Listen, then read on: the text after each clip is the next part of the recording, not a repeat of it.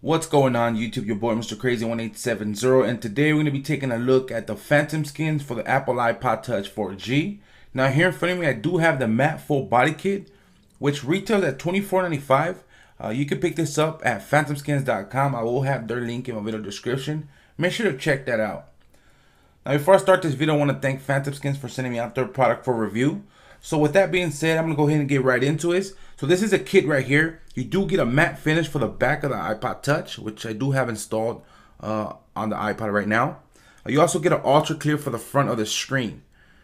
Now let's check what they include in the kit. So you do get two skins. One that I do have installed on the iPod Touch now, plus I get an extra one. This one here is for the front of the screen. This one here is for the back.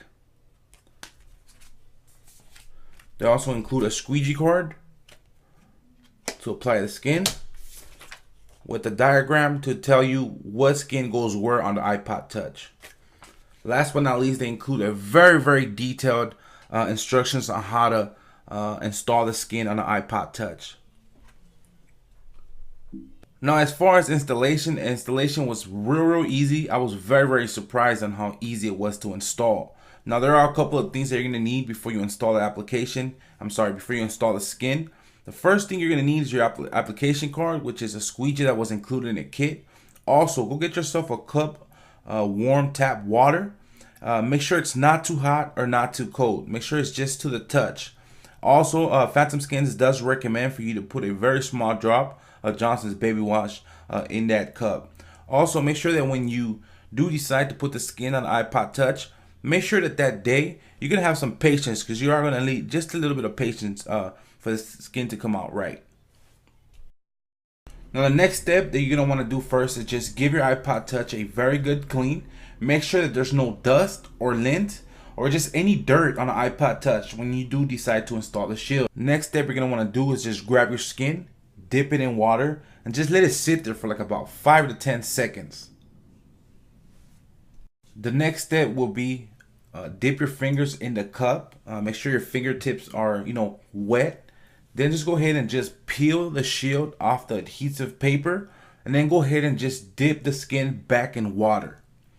Once you're done with that, go ahead and just take it out of the water and just simply apply it to the iPod Touch, and it should be very easy to align. It should just glide on the iPod Touch with no problems at all. I'm pretty sure that that's what the drop of Johnson's baby wash was for. I'm assuming, I'm not sure if this is correct, but I'm assuming that's what helps it glide on the iPod Touch and really makes it easy to install. Now the last step will be just go ahead and grab your squeegee card that Phantom Skins provided, and just simply squeegee out all the air bubbles that you see, and all the excess solution. Make sure that you avoid all the ports like your headphone jack. Kind of just start from the center and work yourself to the sides, avoiding all the ports, your volume rockers and whatnot. You really do not want to get any solution in those important ports. Just make sure you go to the center, squeegee out everything to the center, and make sure you apply pressure to the hands on the shield. You might have to just go ahead and do this twice, depending on how much air bubbles and solution you have. But just go ahead and take your time and just apply enough pressure to the hands on the shield. And just, the most important thing here is just avoid all important ports, and just squeegee out everything to the center wherever you don't see any ports. Avoid your 30-pin dot connector and all that. Now the last step will be, once you're happy with the installation, just simply let the iPod Touch sit. Phantom Skins does recommend for you to let it sit for 2 to 4 hours. Allowing the installation, all the excess solution that was on the iPod Touch, you have to let it allow to dry. Any small bubbles, any imperfections that you see on the skin, any hazy look, which I doubted that you would get, but Phantom Skins does have it under instructions here. Any hazy look will go away with time, so don't worry. If you see any small little bubbles, any imperfections, once the shield is dry, and after within time, maybe like the next day, you should be good. So you have nothing to worry about. Now as far as for the back goes, when you install the back of the iPod Touch, it's the same exact process as the one that I just went through for the front of the screen of the iPod Touch. Now there's a couple of things that I kind of messed up when I installed it myself, so I just want to go ahead and just let you guys know for when you guys do decide to apply the skin. I really do not want you guys making the same mistake that I did. When you install the skin on the back, make sure you use your squeegee card. Even if you don't see any air bubbles, go ahead and just make sure that you glide your squeegee card through the whole iPod Touch on the skin. Apply enough pressure, because I left some bubbles on my skin, which they're there, but it was my mistake, because I didn't see any air bubbles, but there were some there. So just make sure, even if you don't see it, it won't hurt. Just go ahead and just glide the squeegee card through the whole iPod Touch, the back of the iPod Touch. Just make sure that there's no air bubbles there. Another thing that I do want to let you guys know is that when you install the back piece of the iPod Touch, in the corners you are going to have some flaps. Now, if these don't dry, now just let the shield sit there. Make sure that the whole center of the iPod Touch is dried. Then just let the flaps sit there until those get dry. Simply just go ahead and just grab your iPod Touch. Go ahead and just put it on your palm and just hold it there for like 5 to 10 seconds, even just 30 seconds. Go ahead and just hold it there, and it should dry. It should dry with time.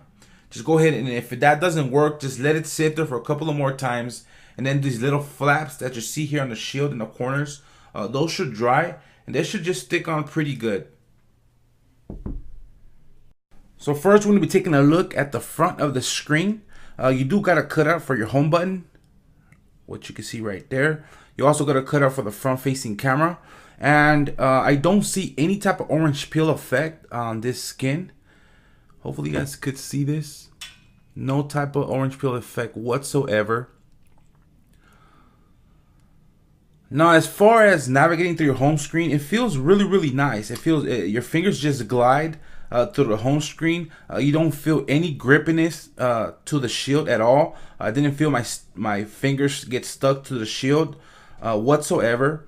Now, it doesn't even take anything from the Retina display. You can still enjoy 100% when it comes to the Retina display. Now, you do get somewhat of fingerprints, but they're not that bad. They wipe out very easily. So as far as fingerprints go, I don't really see it as big of a deal. There are some other shields out there that are really worse when it comes to fingerprints on their shields. So we're going to be taking a look at the back of the iPod Touch. Now, this one here is a matte finish. I really like the matte finish design. Now, there are a couple advantages of a matte finish. The first one will be it does hide scratches. It also has an anti-fingerprint, so you're not going to have fingerprints on the matte finish skin. Another one is it adds a really stylish new look. I really like this matte finish design. Also, as far as cutout goes, you do have a cutout for the camera and a small little cutout for the mic. Now, all of your ports does have cutouts also. Volume rockers, it is protected. They're in between, so it does have a skin because they're cut out there. Same thing goes with all the four corners. They do have protection when it comes to the skin. It is protected all the corners of the iPod Touch. Same thing goes with the sleep and wake button. It is protected also. Corner right there is protected. The headphone jack, it is protected also right there in between these little edges of the iPod Touch. Same thing goes with the 30-pin dock connector and the speaker also. So you're fully protected when it comes to the back of the iPod Touch. If you're the type of person that really does not like any bulky cases and still wants to protect your iPod Touch from scratches or dinks, this is the way to go. This will give you some very good protection against scratches.